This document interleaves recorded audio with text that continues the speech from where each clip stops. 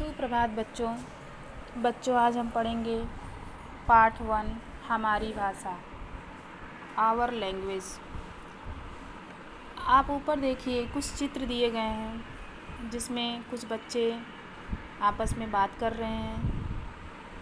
एक बच्चे को उनकी माँ कुछ लिखने को दे रही हैं, एक आदमी कुछ लिख रहे हैं और एक कुत्ता गेंद के पास भौंक रहा है, यानी कुछ न कुछ ध्वनियों का काम हो रहा है। इस तरह आप देख सकते हैं कि अपने मन की बात बोलकर, सुनकर एवं लिखकर व्यक्त कर रहे हैं।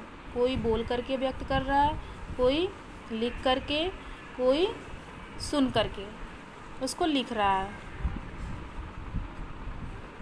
सभी अपनी अपनी ध्वनियों को संकेतों द्वारा प्रकट करते हैं। इस प्रकार भाषा के द्वारा हम अपनी बात दूसरों तक पहुंचाते हैं और दूसरों की बातों को समझते हैं। भाषा को समझने के 4 कौशल होते हैं: बोलना, सुनना, पढ़ना और लिखना।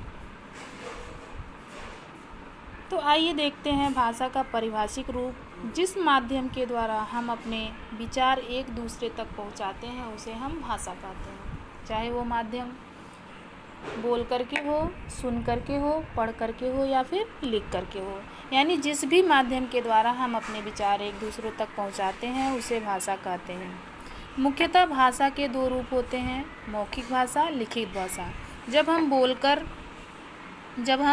बोल करके अपनी बातों को दूसरों तक पहुंचाते हैं और सुन करके समझते हैं तो वह मौखिक भाषा का रूप होता है। और जब हम लिख करके अपनी बातों को व्यक्त करते हैं और दूसरों की बातों को पढ़ करके समझते हैं तो वह लिखित भाषा का रूप होता है। जैसे कि मौखिक भाषा में बोलकर पढ़ना, लिखित भाषा में उसको देख करके लिखना, पत्र लिखना, कहानी पढ़ना, कहानी लिखना। मौखिक भाषा में कहानी सुनना और लिखित भाषा में कहानी लिखना। भारत में अधिकतर हिंदी भाषा बोली जाती है, इसलिए हिंदी को राष्ट्रभाषा का भी दर्जा दिया गया। हिंदी को राष्ट्रभाषा का दर्जा क्यों दिया गया? क्योंकि भारत में अधिकतर हिंदी बोली जाती है।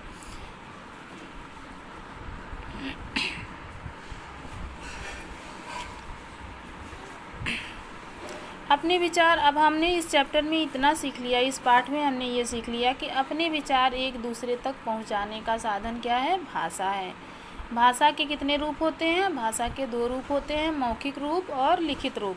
हम भाषा कैसे सीखते हैं? कौन कौन से साधन के द्वारा सीखते हैं? तो हम भाषा सुनकर, बोलकर, पढ़कर और लिख करके सीखते हैं। यहाँ पर अभ्यास कार्य दिए गए हैं, कुछ चित्र दिए गए हैं, उन चित्रों को आप ध्यान से देखिए। उन चित्रों को आप ध्यान से देखेंगे कि भाषा के द्वारा हम कौन कौन से कार्य करते हैं। पहले में देखिए एक बच्चा खेल रहा है, यहाँ पर कोई भाषा, यहाँ पर क्रिया हो रही है, कार्य किया जा रहा है, यहाँ पर किसी भाषा का प्रयोग नहीं हो रहा है। लेकिन दूसरी भाषा में क्या करना है आपको? दूसरी भाषा में एक बच्चा है किताब पढ़ रहा दूसरे चित्र में, और तीसरे में एक दूध पी रहा, दूध पीना भी क्रिया होती है। चौथे में एक बच्ची दूसरे बच्ची से कुछ कह रही है, और अगला चित्र है जिसमें एक बच्ची लिख रही है और एक में कुछ गा रही है या फिर कुछ भाषण दे रही है।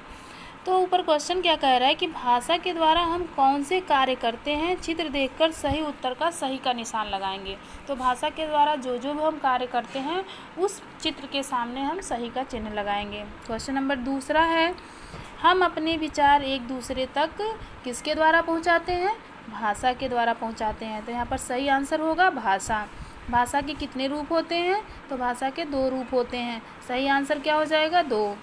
भाषा में अधिकतर भाषा कौन सी भाषा बोली जाती है? भारत में अधिकतर कौन सी भाषा बोली जाती है? तो भारत में अधिकतर कौन सी भाषा बोली जाती है? हिंदी बोली जाती है।